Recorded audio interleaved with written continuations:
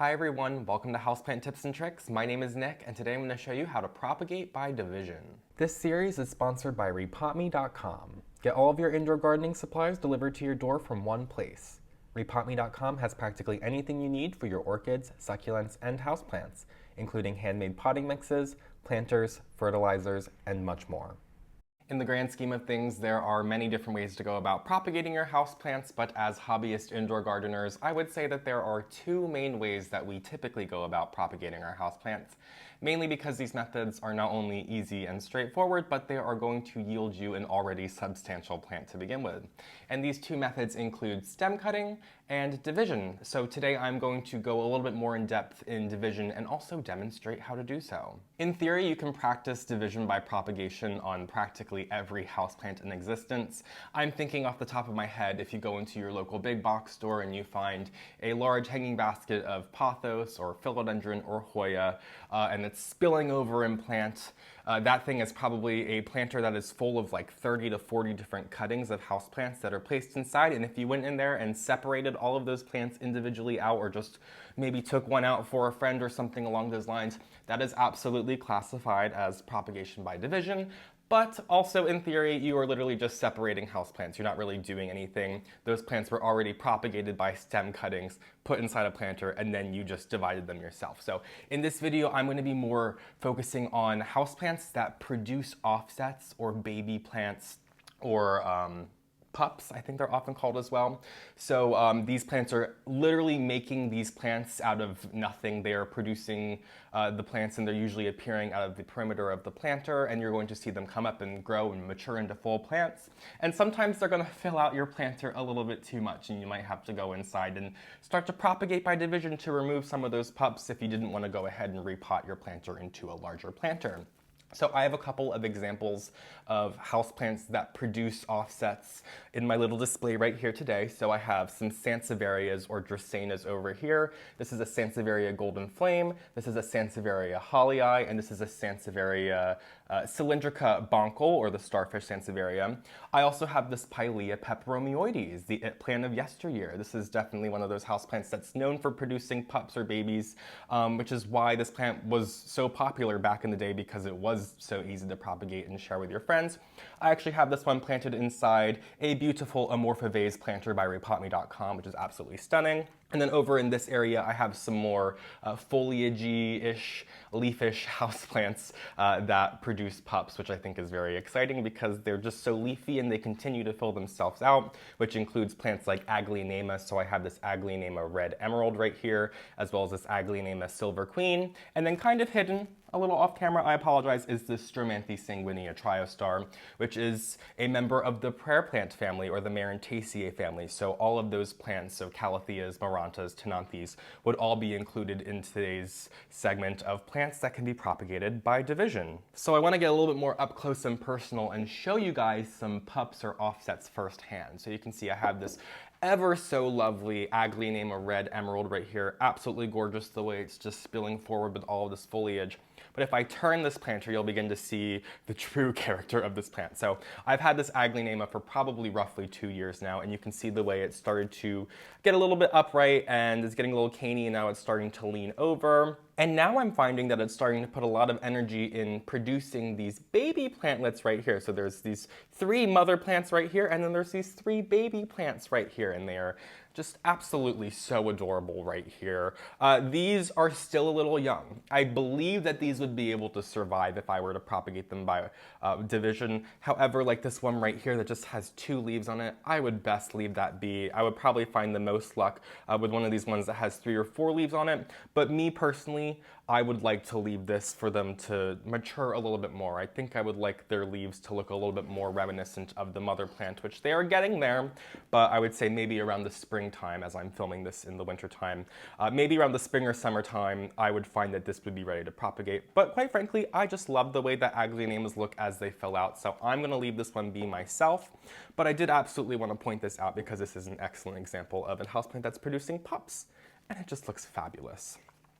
But one of the ones that I would like to go about sharing you guys how to go about propagating by division today is this Sansevieria golden flame right here. So you can see I have this gorgeous, I guess there's two mother plants essentially. I think at one point one of these was a pup or an offshoot, but I like the way that these look together.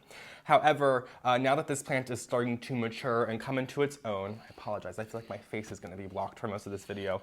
I have this baby plant forming back here, and you can kind of see if I lift it up out of the planter, the way it's kind of just like busting its way out of the planter, and it's really starting to cause these mother plantlets to like push their way opposite, as you can see. So it's kind of just like messing with the geography of my planter. So I think that this is a perfect example to go ahead and repot today.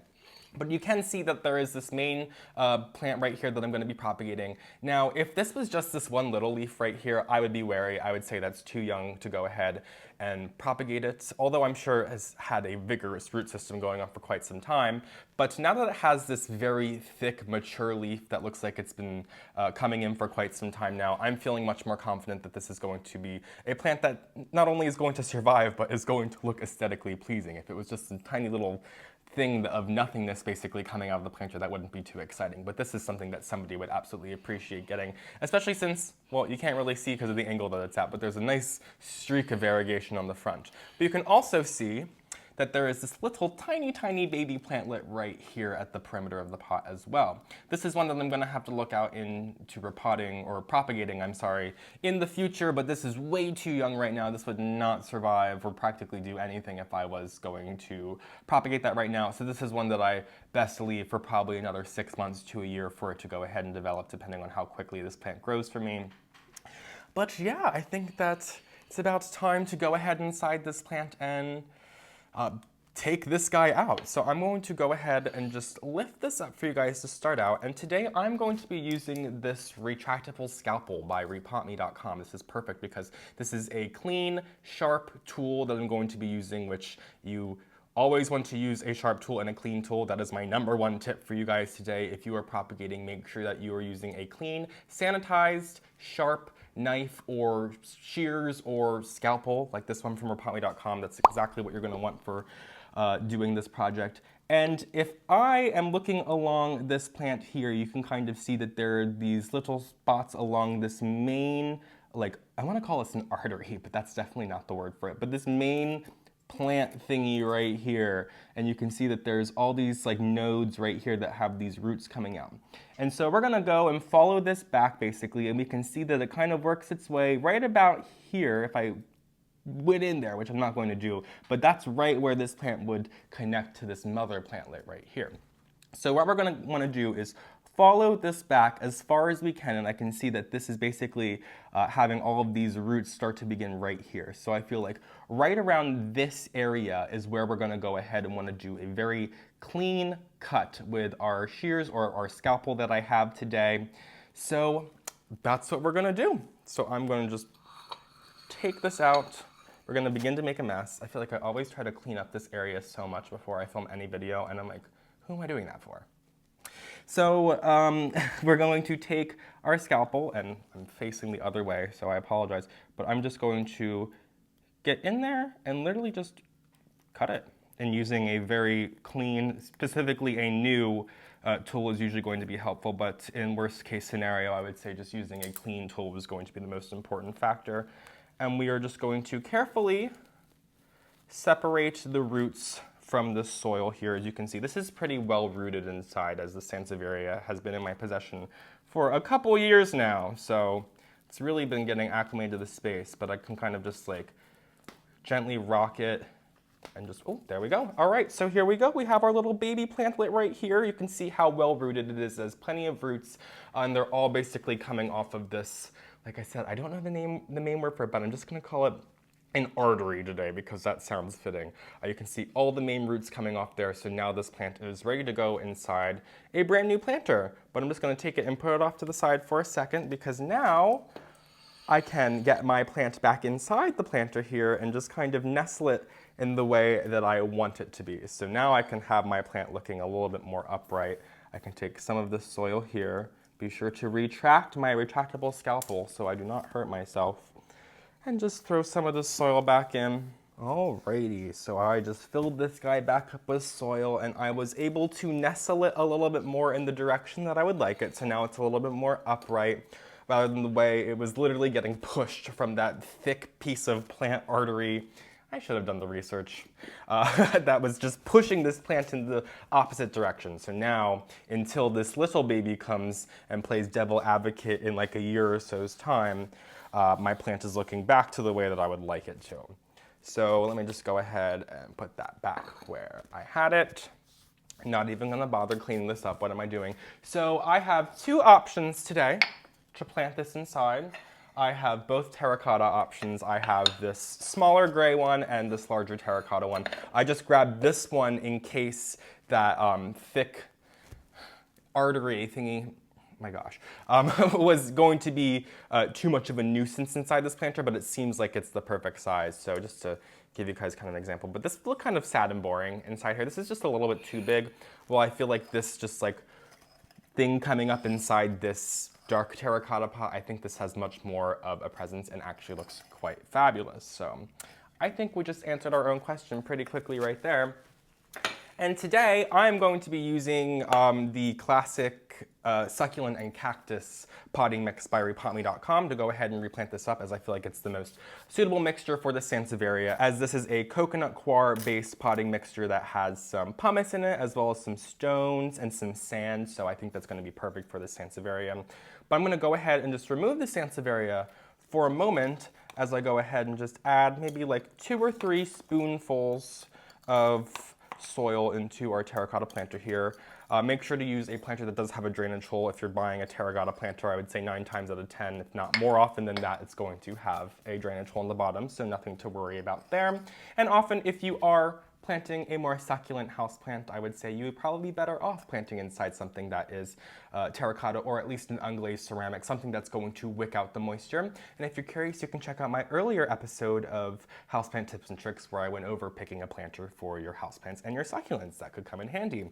But now that I have about an inch of soil in here, and yes, I use a spoon to do my repotting. I am an indoor gardener through and through, so I just do not own a garden trowel. But I'm going to go ahead and just start spooning this in. I'm holding the Sansevieria in the spot where I want it, because if I was to let it go, it would just do that. So I'm gonna hold it up in a space. You could use another person to hold it for you if you need to repot something a little bit larger where you need 2 hands, or you could use some bamboo stakes to kind of hold them in place. The world is your oyster, honey. But I'm just going to keep on adding this until we fill it up to the top. Well, not quite the top. I like to leave about ½ an inch to a full inch of kind of a lip downwards inside the planter, as I just think it looks best aesthetically. Not only that, but also when you're watering your houseplant, if you fill it up like a quarter an inch or higher, or almost at the top of the planter, when you go to water your plant, that soil or that water is just going to spill over the edge, and that's not helping anybody out. So I would say just nip that in the bud by doing a nice ½ inch plus of a rim lip. I don't know the word I'm looking for, but I think you guys know exactly what I'm talking about. And then anytime I'm repotting a houseplant, I always like to go around the perimeter of the planter and just kind of push down with my fingers, as I find the perimeter is where the most air pockets are going to form. So just kind of pushing it down is going to not only help keep your plant in place, but it's going to save you from, when you water your houseplant in the end, from that water just causing the soil to just fall down, and then you have to go ahead and add more soil and then water again. So that's just gonna save you a headache there. And I feel like another tip I have for you is that typically, I would say, over 50% of the time, I would say the houseplants that you're going to be dealing with that are propagated by division are going to be more succulent houseplants, or perhaps cacti. Should have done more research there. But anyway, if you are working with a more succulent houseplant like the Sansevieria I have here, after you go ahead and repot your plant after propagating, you don't want to go ahead and initially water your houseplant. I would say leave your plant be inside its new soil to acclimate dry for maybe like 3 or 4 days or so. No more than a week, but a couple of days is perfect. Just to make sure that you're not going to cause any root rot issues, especially because I just took the scalpel and cut a wound basically in this very succulent houseplant, so that'll kind of give it a moment to like callus over, I guess, in a sense, and just ward off rot. So I'm just gonna let this one chill for at least a couple days, like I said. However, if I was propagating like one of my Aglaonemas or my prayer plants from a division, I would make sure to go ahead and water that thing first thing, because that's definitely going to want a good drink to acclimate into its new setting. But this is going to do very well, I believe, in this nice sandy mixture from repotme.com. And it looks quite fabulous. Now that it's outside, you can see that beautiful little streak of golden variegation that it gets in this beautiful Sansevieria gold flame. I think it really is quite a beautiful houseplant. It's just one little spear coming out, kind of reminiscent of like a whale-fin Sansevieria. Obviously, you see what it's going to turn into one day, but I think it's a quite fascinating start to begin with. So that's it for today's video, how to propagate by division. It's quite easy. It's just you got to make sure that you are doing it with a clean, sharp knife, as that's just going to be the most common issue you're going to find, is probably a botched cut when you are propagating. So that's the number one thing you got to be careful of there. And like I said, be mindful not to water your succulent houseplants immediately after repotting. But I think that goes ahead with practically any time you're repotting a succulent or cactus, not just when you are propagating it. So thank you guys so much for joining me. Be sure to check out repotme.com. I'll also leave links to any of the products that I used or mentioned in today's video in my description. But otherwise, thank you guys again. If you don't already, follow me on Instagram at Philly Foliage, subscribe to my channel, and I will see you guys in my next video. Have a great day.